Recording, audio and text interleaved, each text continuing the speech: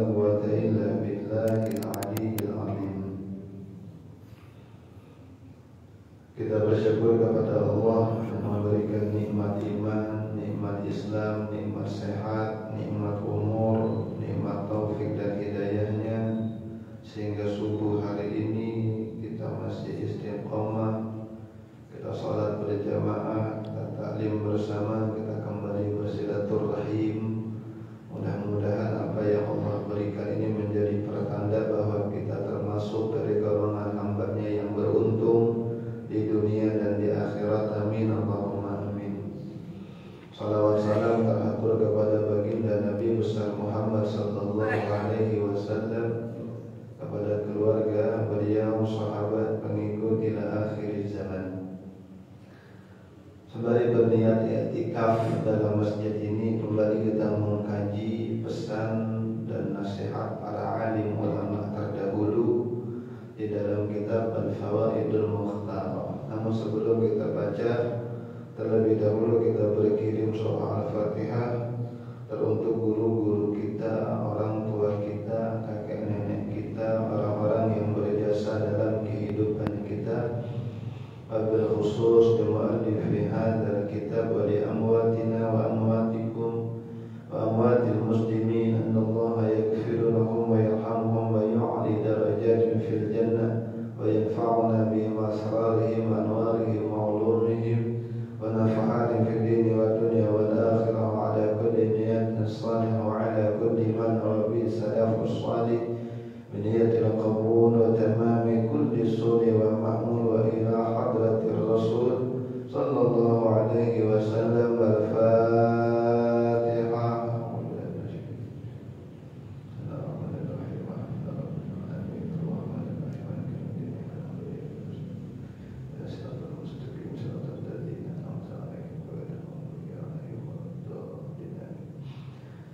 Bismillahirrahmanirrahim. Qala al-mu'allif rahimahullahu ta'ala wa nafa'ana bihi wa bi ulumihi fid dharain amin. Kana Sayyiduna Umar Ibn Khattab radhiyallahu anhu yaqul law nada munadin yawmal qiyamah la yadkhulun nasu kulluhum al-jannata illa rajulan wahidan la khashitu an akuna ana dhalika al-wahid. فإن نادى لا يدخل الناس كلهم النار إلا رجلا واحدا لرجوت أن أكون أنا ذلك الواحد.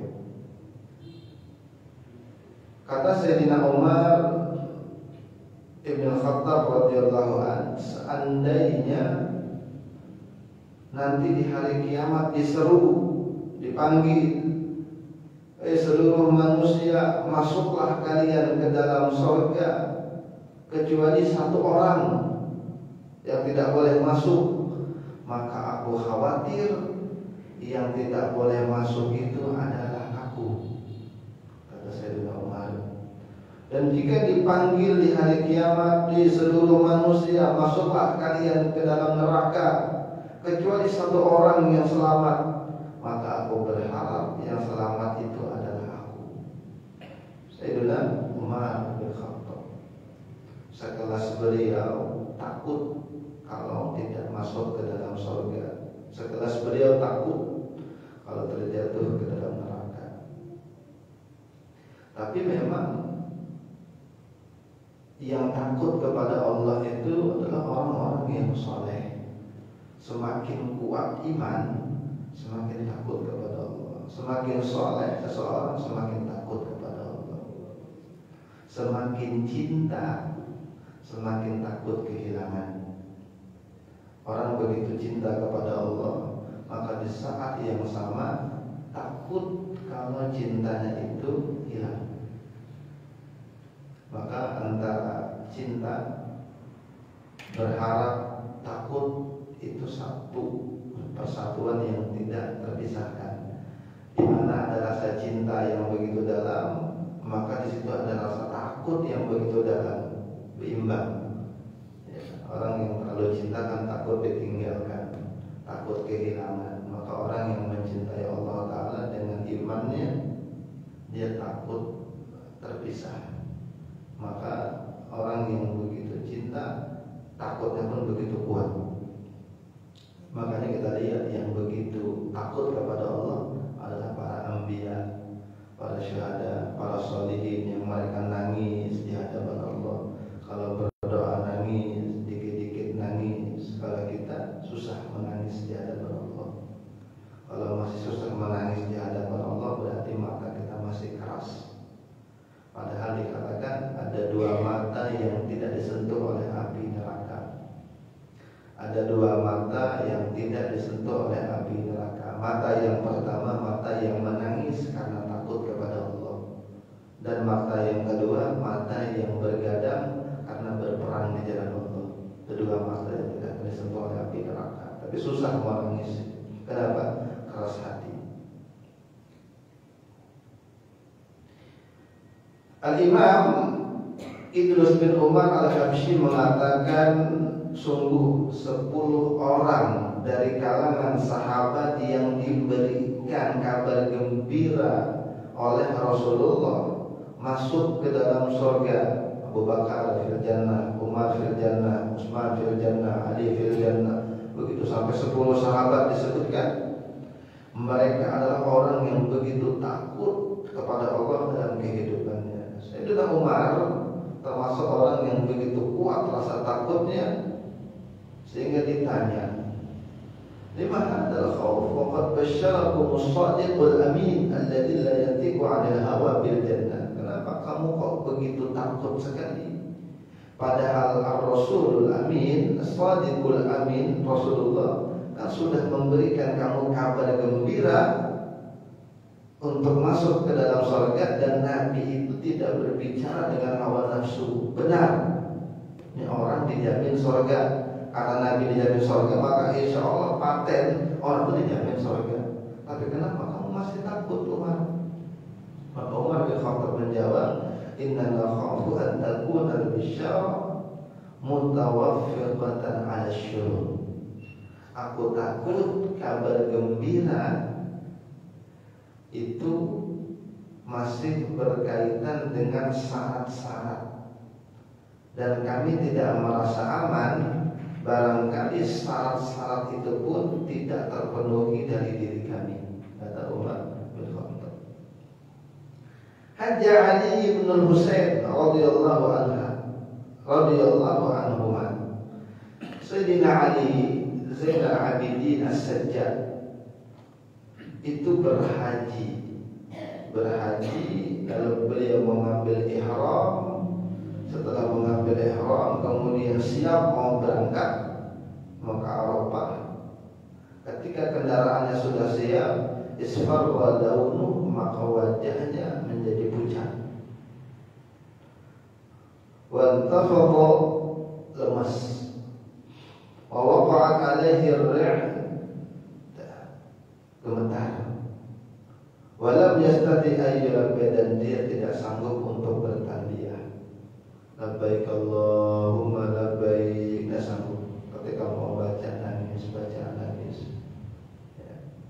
Kemudian ditanya, kenapa tidak bertalbiyah?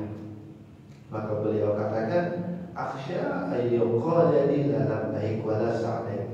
Aku takut ketika bertalbiyah, labbaik Allahumma labbaik, labbaik la syarika lak, labbaik innal hamda wan ni'mata.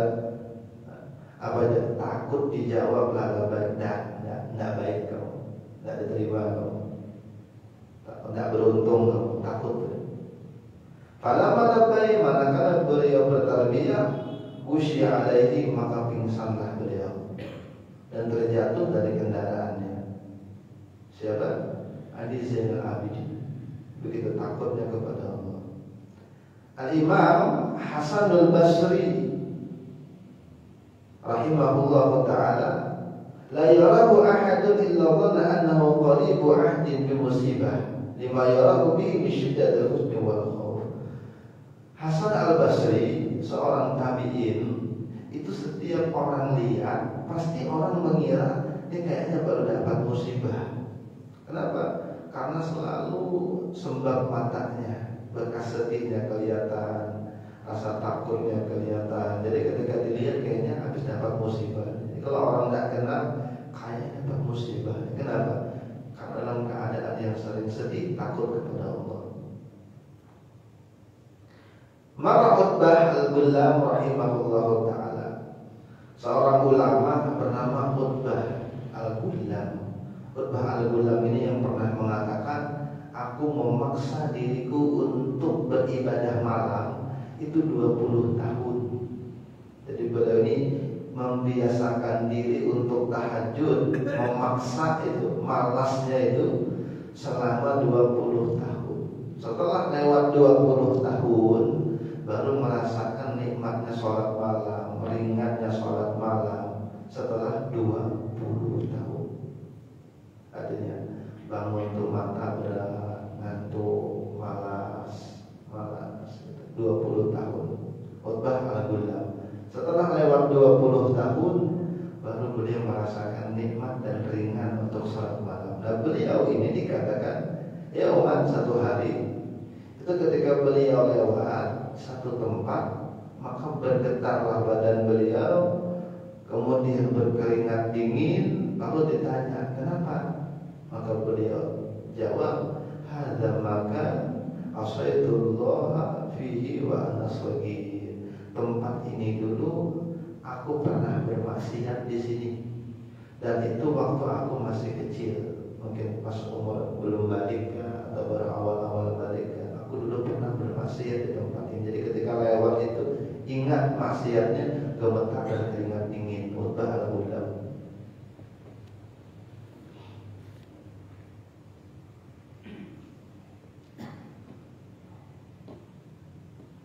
Sa'alan nasu Malik bin Dinar radhiyallahu anhu. Seorang ulama bernama Malik bin Dinar diminta orang untuk ikut sholat istisqa. Mungkin kemarau panjang, lama tidak hujan, maka Malik bin Dinar, ulama besar pada zamannya, diajak manusia untuk sholat istisqa. Apa jawaban beliau? Billahi alaikum utrukuni, demi Allah kalian saja yang sholat, aku tinggal saja. Fa inni akhafu alla tusqa bisababi, aku takut tidak diberikan hujan kampung ini karena sebab adanya aku di situ. Dia boleh merasa berdosa, jadi beliau tidak ingin ikut. Kenapa? Aku takut ditahan hujan gara-gara aku ada di situ. Karena biasanya tidak hujan itu banyak dosa. Ya, memang bencana alam juga, tapi di satu sisi ada yang mengatakan memang karena terlalu banyak dosa. Kemarau.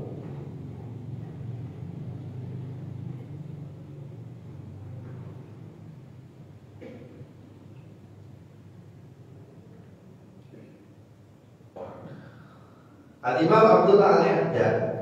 Siapa yang tidak kenal dengan Abdullah Al-Haddad? Kitabnya dibaca di mana-mana, di pondok-pondok pesantren kita dibaca, wiridnya diamalkan, nasihatnya berkesan. Beliau masih mengatakan, man bayat mandi muddata iqamati fil barzakh. Siapa yang bisa menjamin saya ketika saya berada di alam barzakh?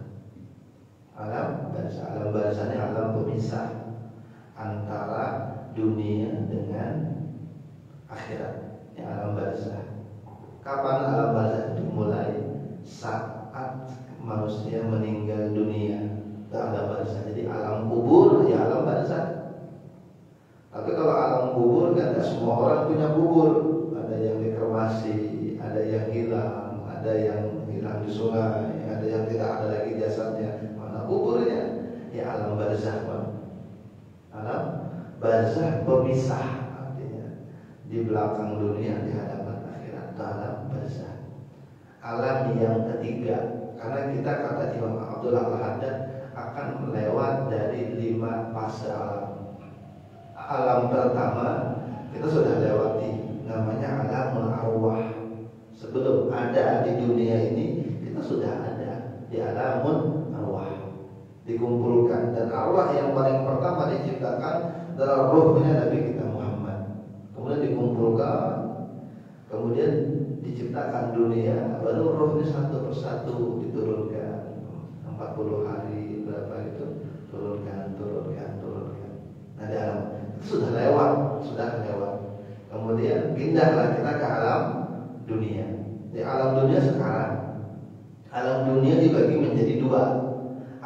janin dengan alam ini zahir. Di janin walaupun dia alam dunia tapi beda. Ada perbedaan, dia lebih dekat dengan alam barzah, dengan alam al-arwah. Kenapa? Karena janin itu dia tidak makan, tidak minum, tapi melalui ibunya. Dan di janin itu dia tidak bisa hidup tanpa air ketuban. Kalau kita di sini kan tidak bisa hidup di dalam air. Satu alam tapi ada perbedaan.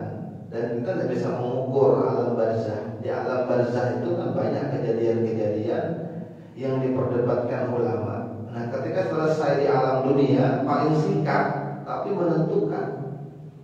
Alam dunia ini paling singkat, 60 tahun, 70 tahun subuh, 80 tahun bonus, 90 tahun ini manusia langka zaman sekarang.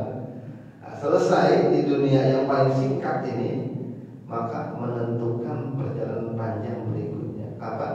Alam barzah. Nah, di alam barzah imma raudhah min riyadil jannah, imma hufrah min hufaril niran.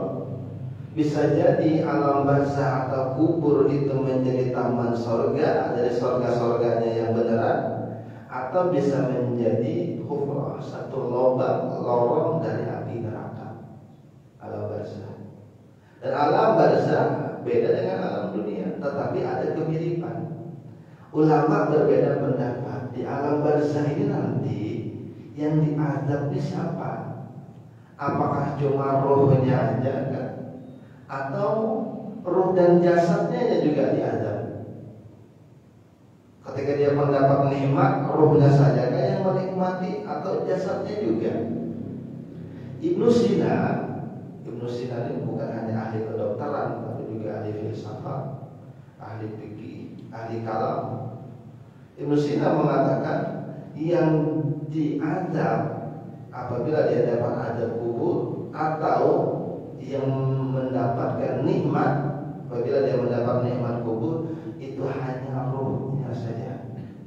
Karena alamul ajsad, badan ini kan unsur-unsur duniawi semua, tanah segala macam. Jadi ketika duniawi selesai, maka dia menunggu selesainya saja lagi. Ketika dia sudah hilang, dimakan cacing, makan hilang, maka yang mendapat azab itu ruhnya saja. Karena roh ini kan yang paling berperan. Manusia tidak ada roh kan tidak bisa ngapa-ngapain. Maksiat tidak bisa, taat tidak bisa. Kenapa? Rohnya tidak ada.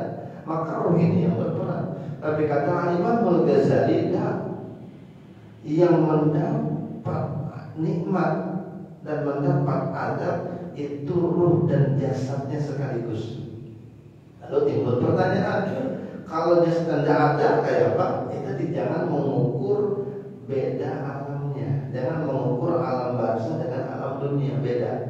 Sedangkan sama-sama alam dunia, kita dengan janin aja beda, padahal sama-sama alam dunia. Nah, ini di alam barzah beda. Maka tidak mustahil bagi Allah mengembalikan kembali jasad itu.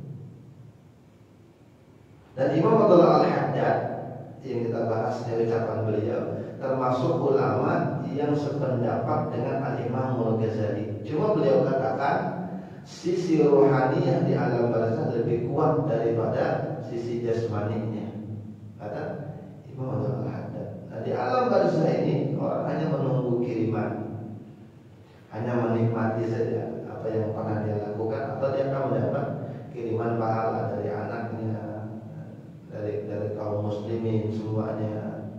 Dan beliau katakan, siapa yang bisa menjamin aku di alam barzah? Begitu takutnya Imam Abdullah Al-Haddad. Al-Imam Syekh Al-Muhdar bukan beliau yang punya keturunan Muhdar, tapi beliau ini begitu alim sekali, begitu soleh sekali, sehingga Al-Imam Abu Bakar bin Salim itu menamai anak beliau dengan Al-Muhdar. Mudah-mudahan nanti alimnya solehnya seperti Imam Muhdar, kalau Umar Muhdar. Sehingga anaknya Syekh Abu Bakar bin Salim yang bernama Al-Muhdar, anak keturunannya nanti di belakangnya Al-Muhdar.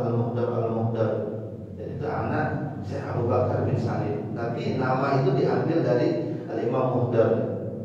Apa kata Imam Muhdar? Beliau mengatakan, "Law alimtu anna Allaha qabila li tasbihatan wahidatan ladayyaftu ahla dalim salasa ayyabil burullah."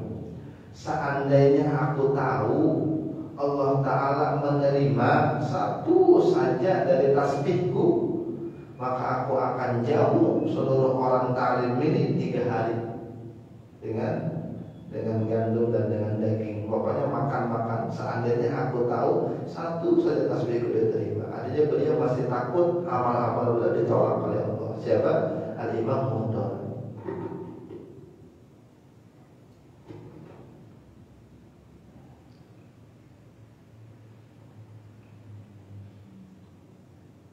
Nanti Al-Imam Muhdar ini nanti kalau tidak salah beliau kan yang bikin saya atau anaknya memuji orang tuanya.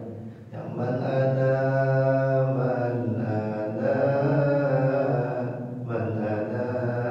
laulakum kaifama. Nanti kalau itu kalau tidak beliau yang bikin atau anaknya memuji abahnya sendiri.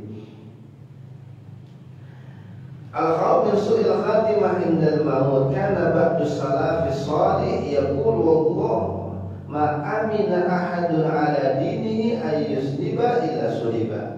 Demi Allah, tidak ada seorang pun yang merasa aman terhadap agamanya dari tercabutnya iman, melainkan akan tercabut iman. Jadi tidak ada seorang pun yang merasa aman terhadap imannya, maka akan tercabut. Jadi orang yang imannya aman, orang yang merasa takut kalau imannya tercabut.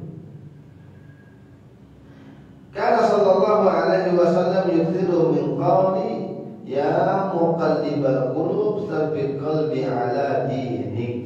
Nabi sering sekali berdoa, ya muqallibal qulub tsabbit qalbi ala dinik. Wahai Allah, zat yang maha membolak-balikkan hati, kuatkanlah hatiku di dalam agama-Mu ya Allah.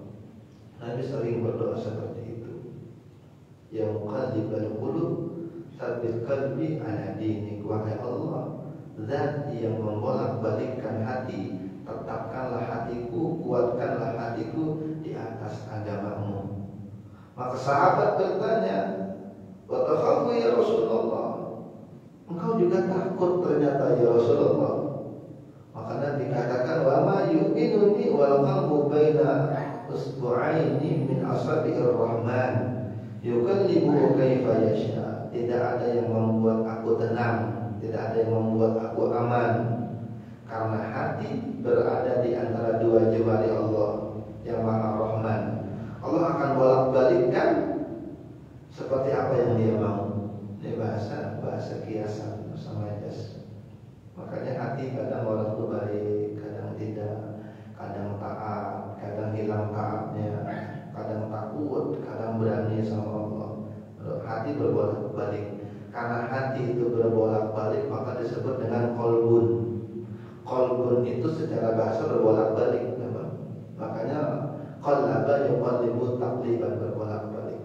Nanti orang Arab itu bilang oseng-oseng kilabah, qilabatun.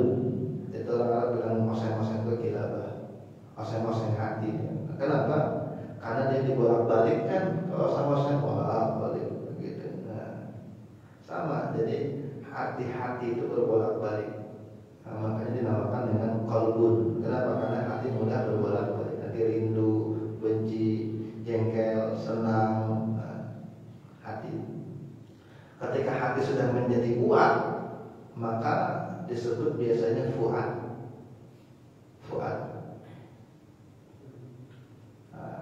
Hati nurani, fuad. Ketika dia sudah menjadi kuat, berilmu, kokoh, maka hati itu disebut lagi dengan istilah lub. Makanya Al-Quran sering memakai kalimat albab, fa'tabiru ya ulil albab. Albab itu jamak dari kalimat lub. Hati yang terdalam, yang kokoh, yang penuh dengan keimanan, penuh dengan ilmu pengetahuan, lub. Lebih dalam lagi sir, dan dimiliki oleh para anbiya wal mursalin. Hati yang berhubungan langsung dengan Allah Ta'ala, yang berkomunikasi dengan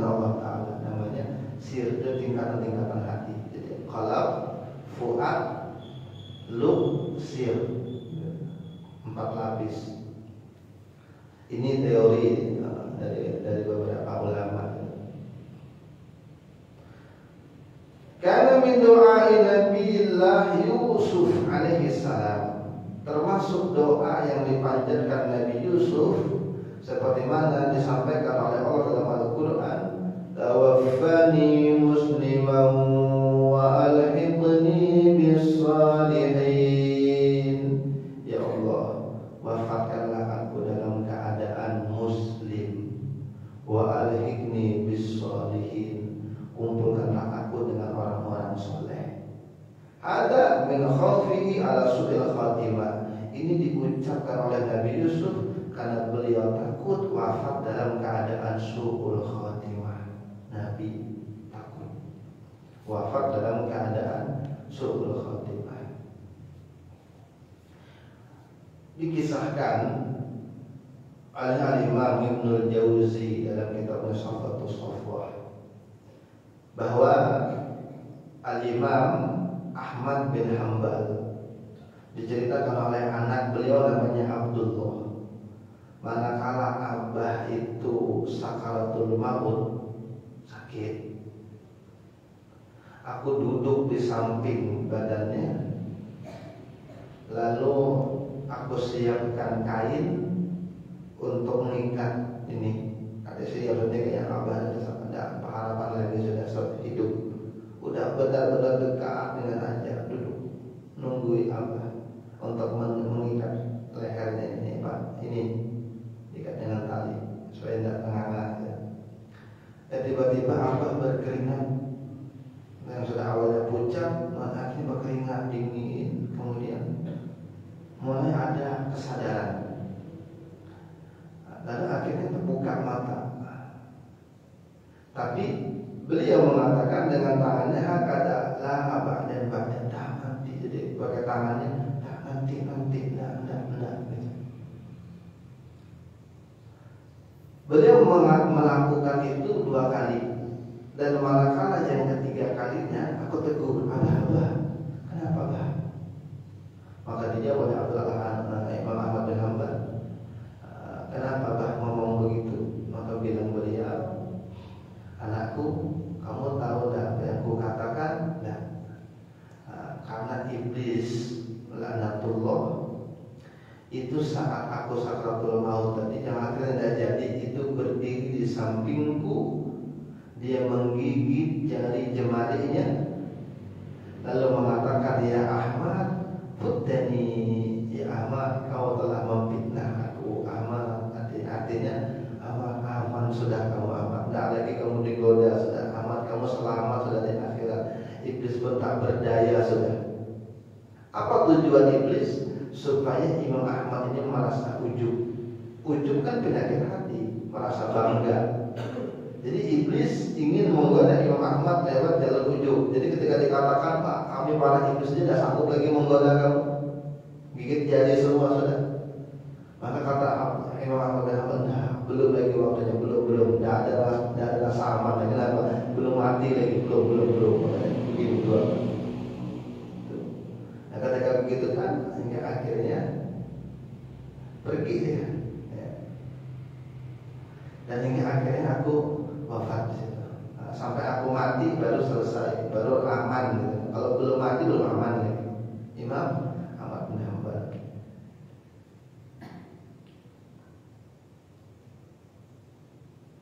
Dalam kisah yang lain versinya, Imam Ahmad itu ditalkin sudah, dibimbing sudah,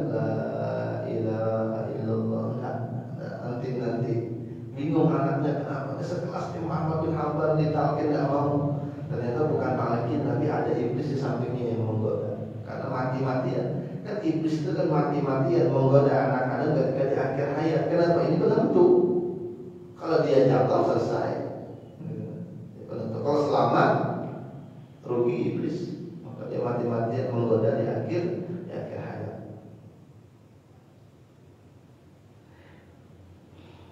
Al-Imam Umar bin Abdurrahman Al-Bar, beliau punya seekor kambing. Yang kambing itu sengaja dibesarkan, dirawat dengan baik semenjak bulan Sa'ban. Jadi masuk bulan Sa'ban, beliau pilih kambing yang baik. Sa'ban, Ramadan, Syawal, Ramadan, Dzulhijjah, 5 bulan. Untuk apa? Supaya kambing ini sehat, gemuk untuk kurban.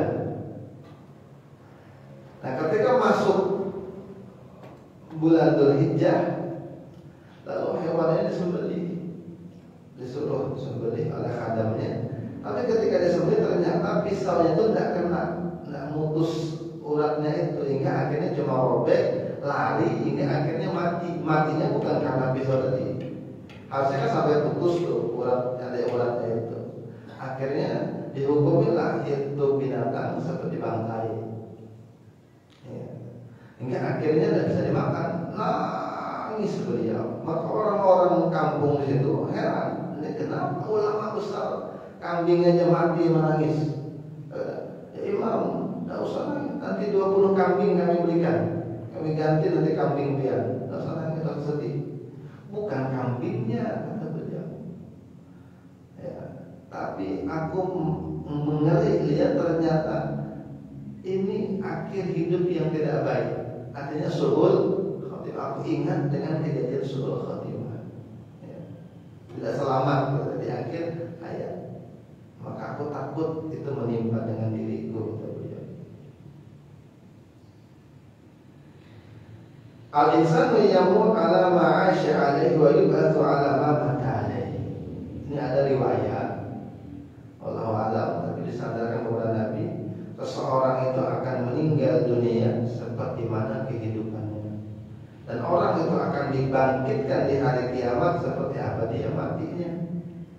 Kalau kebiasaannya di masjid, pengajian, begawi, pulang begawi ke masjid, keluarga, ada yang aneh-aneh. Kan begawi kan ibadah juga, begawi karena kumpul keluarga kan ibadah juga, menyenangkan hati bini, berkomunikasi dengan anak yang baik, gitu kan, dalam rangka ibadah semua. Maka nikah kan ibadah terpanjang, nikah ibadah terpanjang. Jadi dia kerja ibadah, kumpul dengan keluarga ibadah, masjid, majelis, kerja, gitu aja. Maka wafatnya dalam keadaan begitu husnul khotimah. Kenapa? Karena memang ini perbuatan baik semua. Dan nanti akan dibangkitkan seperti mana dia wafat. Makanya Nabi kan dikatakan ucapan terakhir adalah umatku, ummati, as-salat, salat, ma malakat aymanukum. Perhatikan budak-budak kalian salat. Jadi kalian lagi umatku, salat, jaga budak baik-baik. Maka di hari akhirat ketika dibangkitkan, ucapan yang pertama kali Nabi ucapkan dalam lewat adalah umatku, mana umatku, mana umatku. Kenapa? Karena akhir ucapan umatku. Kalau akhir kematiannya adalah bermaksiat, maka dibangkitkan dalam keadaan seperti itu juga hina. Tetapi inna min lutfillahi ta'ala wa sa'ati rahmati anna inqilaban nasi min asy-syarri ila khair katsir. Masalah su'ul khatimah dan husnul khatimah ini, kata beliau, termasuk murahnya Allah, lembutnya Allah, luasnya rahmat Allah. Dari seluruh manusia ini lebih banyak yang pindah dari kejelekan menuju kebaikan. Perubahan hidup. Wah, dulu judinya iya, perempuannya iya, sekarang di masjid aja terus berubah. Banyak, lebih banyak daripada orang yang awalnya baik lalu tidak baik. Wah, itu dulu soleh, itu dulu orang alim, sekarang kok naik terus ke kilo misalnya. Jarang begitu. Yang sering itu orang dulu tidak baik, sekarang jadi baik. Jadi perubahan orang yang jelek menjadi baik itu lebih banyak daripada orang baik menjadi jelek. Apa? Itu rahmat Allah, menandakan begitu luas. Kecuali yang bisa baik lalu akhirnya mati su'ul khatimah illa liman asarra 'alal kabair, kecuali bagi orang yang senantiasa dia selalu dalam keadaan dosa besar dan mau tobat. Nah, itu baru bisa di awal nabat itu su'ul khatimah.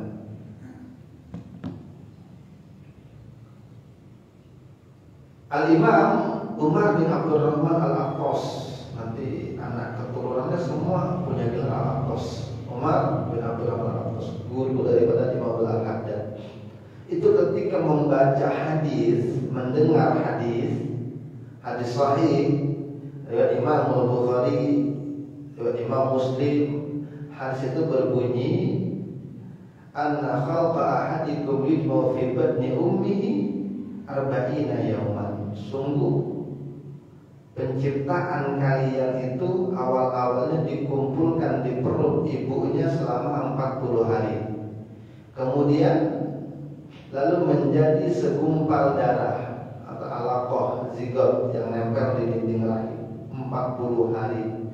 Kemudian baru menjadi mudghah, daging berbentuk tapi belum beruh lagi selama 40 hari. Setelah lewat masa itu, berarti 40 berapa tuh? 4 bulan. Baru ditiupkan, dikirimkan malaikat, ditiupkan rohnya, dan di saat itu malaikat memberikan informasi bi arba'i kalimat dengan 4 kalimat. Malaikat menuliskan tentang rezekinya. Wah, ini nanti sugih. Wah, ini hidupnya sederhana aja. Wah, ini nanti susah kehidupannya. Tentukan. Tapi kan kita tidak tahu. Sampai sekarang pun kita tidak tahu itu kita itu di posisi mana. Wah, aku ini ditakdirkan miskin, belum tentu. Siapa tahu 5 tahun kemudian jadi miliarder. Jadi maka berusaha saja gitu. Tapi ditentukan sudah rezekinya. Apalagi kedua, ajalnya, di mana dia wafat. Ya, menjaga kesehatan luar biasa bagus, tapi matinya di kendaraan tidak tahu gitu. Ya. Takut sekali meninggal di jalan raya. Sekalinya dibonceng orang jatuh, tidak tahu. Ditentukan. Yang kedua, amalnya, ini orang baik kan enggak kan nanti. Itu juga sudah ditahu oleh Allah, malaikat pun tahu. Dan yang keempat, ini orang juga ditulis syaqiyun aw sa'idun. Ini orang celaka atau beruntung, tahu. Baru ditiupkan ruh. Sehingga sungguh di antara kalian beramal dengan amal ahli surga, tapi memang tidak ada jarak lagi sudah antara dia dengan surga. Begitu orang ini baik, taat, tidak ada lagi. Seakan-akan tidak ada jarak nih ahli surga nih. Kenapa? Di dunia baik betul, tapi ternyata memang takdirnya terdahulu orang itu celaka. Maka ketika menjelang wafat, beramallah dia dengan amalan ahli neraka, fayadkhulun nar, dan dia masuk dalam neraka. Dan sungguh di antara satu dari kalian, setiap kalian beramal dengan amal ahli neraka, kelakuannya jelek, maksiat, pokoknya buruk perangainya, sehingga tidak ada jarak lagi antara dia dengan nerakanya. Seakan-akan ya di neraka sudah nih, cuma sejengkal sedirah aja lagi jaraknya. Ternyata memang takdirnya dulu dia beruntung.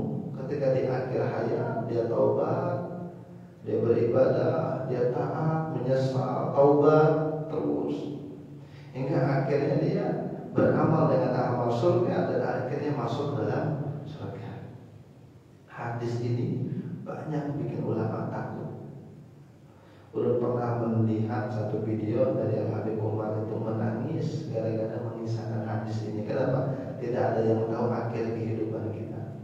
Ini hadis membuat orang yang sudah banyak beramal itu tidak sombong. Tujuannya diantaranya supaya yang beramal banyak sudah bisa taat, tidak kepedean. Kenapa? Karena nggak ada yang tahu di akhirnya jadi seperti apa. Hadis ini juga menginginkan orang yang terlalu banyak maksiatnya jangan putus asa dari rahmat Allah. Kenapa? Karena bisa jadi di akhir hayatnya dia jadi orang baik. Tidak menutup kemungkinan.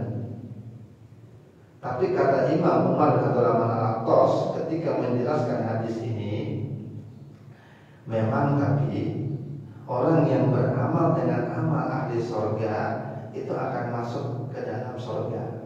Kebiasaannya begitu, al-ghalib, kebiasaan. Kebiasaannya orang yang taat dia masuk ke dalam surga. Karena apa? Karena sesuatu yang nampak itu merupakan cerminan dari yang tidak tampak, termasuk hal-hal gaib tadi. maka cerminannya adalah hal kehidupan dunia. Sekalipun ada yang masuk neraka, hidupnya taat aja, tiba-tiba matinya suul khotimah, ada memang, tapi jarang. Begitupun kata beliau, orang yang terbiasa berbuat maksiat, maka besar kemungkinan kebiasaannya ini orang terlalu penghuni neraka. Jarang ada orang yang maksiat terus menerus, akhirnya tiba-tiba ujungnya ke surga, jarang. Walaupun ada. Perumpamaannya kata beliau seperti orang yang jatuh dari atas gunung tinggi. Ketika jatuh, maka kemungkinannya pasti mati. Jatuh dari lantai 20 apartemen ke bawah, maka dipastikan mati. Tapi bisa hidup, bisa jadi. Mungkin jatuhnya ke air kah, atau kemana kah, ke pohon kah, bisa. Tapi sedikit. Dan orang yang jatuh dari tempat yang rendah, kepelecok aja, jarang mati. Kebanyakan selamat. Bisa mati, tapi kasusnya sedikit.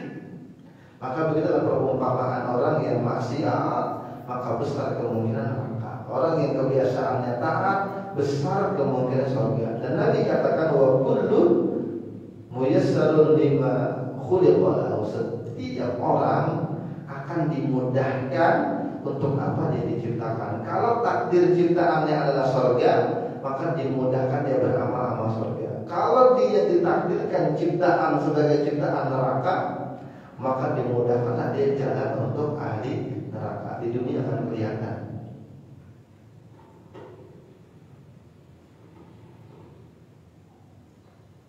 Makanya ukurannya adalah taufik hidayah.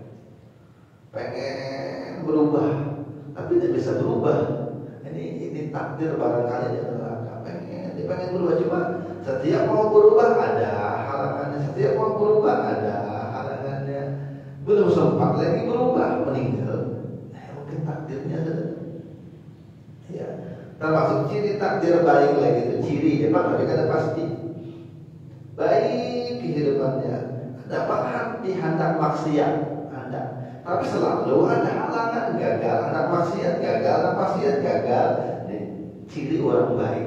Kayak Nabi Muhammad lagi kecil, pengen ikut-ikutan, kayak macam menari-nari, kayak macam musik-musikan, pokoknya kumpul-kumpulan lah, pesta malam. Tapi selalu ketiduran. Kalau besok diulangi sini lagi, ketiduran lagi. Ini akhirnya kada pernah berikut pesta-pesta malam. Ya, itu lagi kecil. Nabi Muhammad lagi memelihara kambing. Artinya kan memang orang baik itu dihalang-halangi untuk maksiat, tapi orang yang tidak baik dihalang-halangi untuk taubat. Sehingga kalau orang yang tidak baik dapat taufik itu kan kekuatan untuk bisa melakukan amal yang sesuai dengan Allah perintahkan. Maka ini ciri orang dirubah oleh Allah. Yang awalnya tidak baik jadi baik. Ciri. Ada tanda-tanda husnul khotimah atau mati su'ul khotimah di akhir hayat, kata ulama. Di antaranya tanda-tanda itu apabila orang yang ingin meninggal dunia sakaratul maut ini di akhir hayat, takut dia dengan hisab, takut karena dosa-dosanya. Tapi di samping itu dia berharap dengan luasnya ampunan Allah nih. Maka ini menunjukkan dia wafat husnul khotimah. Takut dia. Ketika akhir hayat sakit, takut masih sama banyak dosanya, takut kalau diadab dengan Allah. Maka orang seperti ini kasihnya kabar gembira. Rahmat Allah luas, surga Allah luas, pian orang baik, supaya dia wafat dalam keadaan senang. Maka Allah pun akan senang bertemu dengan dia. Tapi kalau di akhir hayat, kekhawatirannya bukan tentang perkara akhirat. Kekhawatirannya tentang bagaimana sudah anak-anakku, bagaimana sudah dunia mereka, bagaimana bisnis mereka, bagaimana hartaku, bagaimana nanti bagi Jadi yang dia khawatirkan bisnisnya, bagaimana kehidupan ekonomi anaknya, pokoknya tentang duniawi yang dia khawatirkan. Maka ini ciri diantaranya orang itu akan mati su'ul khotimah. Ciri memastikan tidak bisa kita. Ya. Jadi dia di akhirnya. Kalau di akhirnya ini ingatan tentang akhirat, maka ciri husnul khotimah. Kalau yang dia khawatirkan tentang perkara duniawi di akhir hayatnya, ini ciri su'ul khotimah.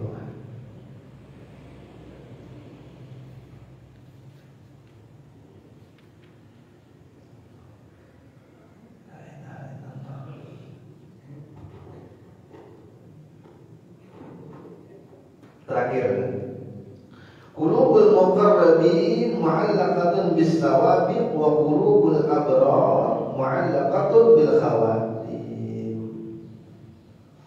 Hatinya para kekasih Allah yang sangat dekat sekali itu berpatokan dengan sawabiq, dengan takdir Allah. Wa qulubul abrar, sedangkan hatinya orang-orang yang beruntung itu berkaitan dengan al-khawatim, dengan akhirnya. Jadi apa maksudnya? Mereka mengatakan orang-orang yang beruntung ini bagaimana sudah kita mati nanti su'ul khotimah kan husnul khotimah. Jadi hatinya terkait dengan akhir hayat. Kenapa? Takut mati su'ul khotimah, mudah-mudahan matinya husnul khotimah. Jadi doanya husnul khotimah, takut ya. Ini orang beruntung. Tapi orang yang dekat dengan Allah Ta'ala lebih tinggi lagi levelnya. Dia mengatakan apa? Mada sabaqa minallahi ta'ala. Apa kira-kira takdir Allah dengan kita? Catatan kita di awal dulu itu apa? Sehingga selalu dalam keadaan takut terus. Ya, jadi itu berbeda. Tapi dua-duanya bagus.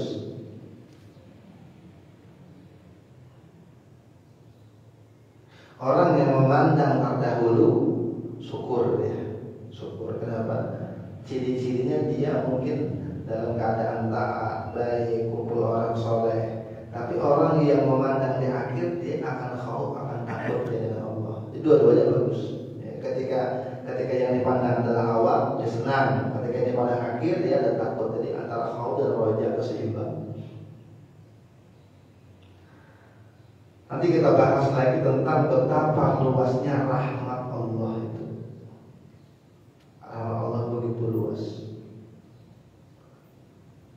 Banyak orang yang awalnya maksiat tiba-tiba berubah. Ya, tiba-tiba berubah. Kenapa? Karena rahmat Allah begitu luas. Dan masuk surga pun karena rahmat Allah, bukan karena amal, tapi karena rahmat. Tapi amal itu bukan tidak penting. Masuk surga itu karena rahmat Allah, bukan karena amal. Tapi amal menentukan tingkatan-tingkatan di neraka, di surga, neraka ya amal juga. Dan orang bisa beramal baik berarti ciri orang itu mendapat banyak rahmat. Orang tidak bisa beramal baik berarti ciri orang itu jauh dari rahmat Allah. Ya, sekalipun bukan karena amal surga itu, tapi karena rahmat Allah. Akan kita bahas pada pertemuan akan datang insyaallah. Mudah-mudahan manfaat dunia wal akhirat.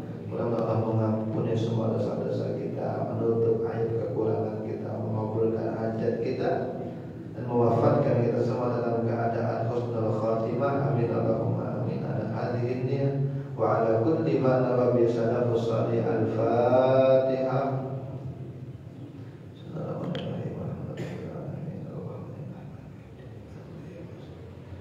Ihdinas siratal mustaqim, siratal ladzina an'amta 'alaihim ghairil maghdubi 'alaihim waladdallin. Amin ya Allah ya arhamar rahimin. Alhamdulillahirabbil alamin. Shalli wa sallim ala sayyidina Muhammadin wa ala alihi wa sahbihi ajma'in. Allahumma faqihna fid din wa 'allimna at-ta'wil waj'alna min ahli al-ilmi wal 'amal waj'alna min ibadika as-salihin. Ya Fattah ya Alim yaftah alaina futuhal 'arifin wa anta khairul fatihin. Allahumma astur uyuba mu'allimina wa la tudhib barakata 'ulumihim. Anna rabbana atina fid dunya hasanah wa fil akhirati hasanah wa qina 'adzaban nar. Wa sallallahu ala sayyidina Muhammadin wa ala